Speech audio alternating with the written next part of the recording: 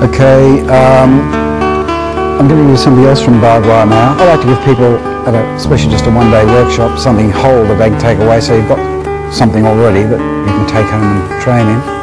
And you really will get some benefits from that, from just training those by yourselves even.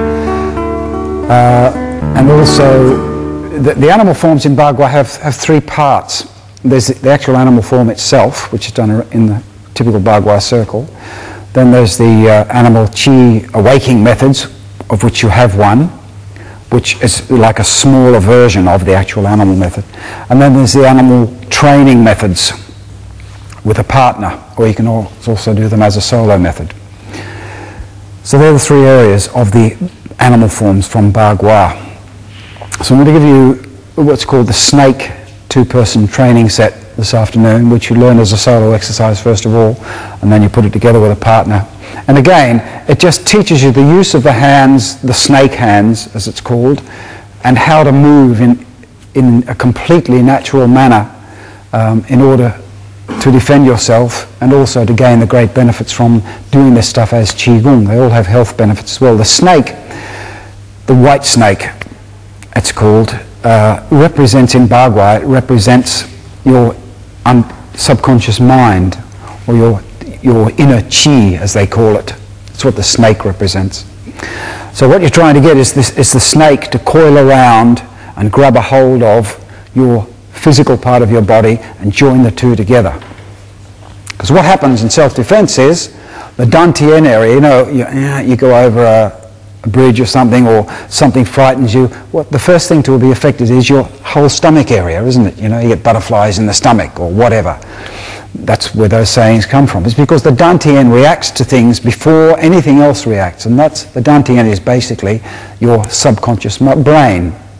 So you're mowing the lawn and something comes up and you don't see it, but for some reason you always turn your head just in time, maybe, and it just, oh gee, that was lucky, God, But but had you been waiting for that, and it would have hit you, had you been consciously waiting for something to come into your eye. But because it's just happened, because your subconscious body reacted as a whole. So your conscious body, your physical body, was totally in harmony with your subconscious body. So what we try to do is to get that happening all the time, especially in our self-defense area and our healing area. Because when you're attacked, the dantian will react in some sort of way. You don't feel this happening, but you may feel that sensation of butterflies in the stomach or something like that happening. And that's why, is because your subconscious reacts first. But because we're Westerners, Western nations, or because we're human beings as such, and we've evolved as such, we tend to divorce our subconscious from our conscious. And NASA was telling me something earlier, which it's funny because it happens to most people. It happened to me. I had to not sleep with my wife for about 1.5 years because there does come a stage in doing the internal where your subconscious does actually take over, and where better place to take it over than when you're asleep, because you're not conscious, you see, and you'll find yourself going off to sleep, your wife's asleep or next to you, and you're bang! Like this. Bang!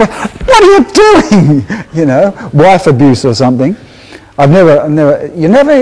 I don't think you would ever actually hit the person asleep, because subconsciously the person's there anyway, but there have been a few near misses. So I had to sleep totally away from my wife for a while, and it probably only happens maybe once every 1 or 2 years now. And I think that's just the way the chi has of settling down and getting you up to the next phase. So that's actually a good thing that happens, because it's your subconscious joining with your physicalness, and it starts because you're asleep. What we want to do is to have that happening all the time, because these things that happen when you're just dozing off to sleep, and it actually wakes you up, and you go, oh, what's happening? And the power in that punch that you maybe it's just you're lying in your back and it's just pow like that. The power in the punch, it startles you, it lifts you off the bed, and you think, oh, geez, if only I could get that power while I was awake. It's fantastic. It's like the whole, you've given up everything, you're totally you're knocked, you're unconscious, of course, you're asleep, and it's just given up everything, so your body has total maximum power. It's quite an amazing thing. And that's what we're trying to do. And the snake represents that area of trying to join this internal chi, if you like, with the external movements of your body. So this little training method, and indeed the snake form and the snake chi or waking methods, cause this to help you for this to happen. So I'll give you this training method now, so you can also have two separate things to take away with you. You've got the chi waking method in the phoenix. Now you've got the chi training method from the snake. Okay, we'll start with your left foot forward this time, facing this way, and just with your hands like so. The fingers are a little bit stretched in the typical Bagua manner. The fingers are always slightly stretched in Bagua, just not too much so they go white, but not totally relaxed as in Taiji. It's just a little bit stretched so the fingers are out. So you're just standing like that to begin with. The left foot's sort of in a power stance to start with.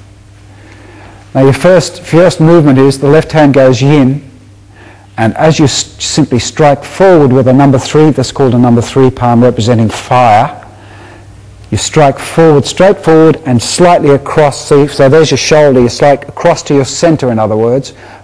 Bang, slightly across. You turn your left foot in, right in, so you're pigeon-toed now. And as you do that, bang, as soon as you've done it, you take your left hand over your head and put your right hand around your back with the fingers pointing down this way, down to the direction that you're facing to start with.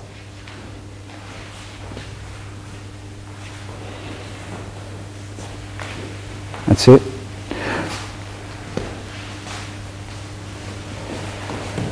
Now you're going to spin around here and bring the left hand out and just spin it around into a number 3 hand in the typical Bagua position to the side.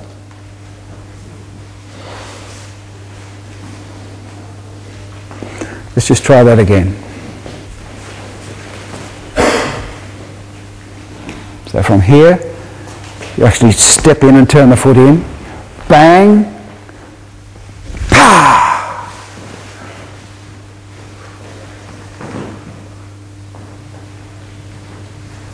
That's it. Okay, again. So here, bang. Take your hand around the rear. And as it goes around the rear, you take a step to the rear. Now, I didn't tell you this before because you learn it in bits. As you bring around, bring your right hand now, bring it up under your other hand like this, so it's going to come out like this and out in the typical Bagua fashion.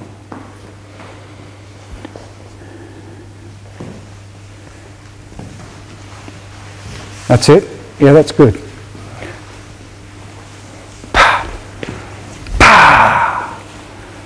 2, and now as it comes around, and you should be able to keep your balance totally on your left leg when you're finished.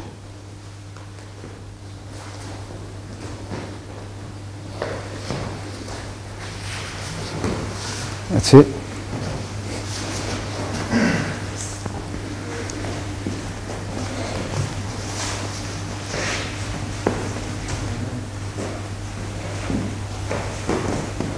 Okay, if by the way, this is just getting back to the chi shaking method, if you hold this particular posture here, this one that we just did, weight on your left leg, depending on where your arm is, if you have your arm here, down low, just above the hips here, and you just press in a little bit as you're twisting your body around, well, you're looking this way, trying to look over your shoulder, that's the qigong. And with the feet turned in, pigeon-toed, that's working upon your kidneys. If you put your hand across your back like this, the forearms actually across your lower back, and still have the turn, that's actually working upon your lungs. So you can either have a lung or a kidney qigong in this case. The snake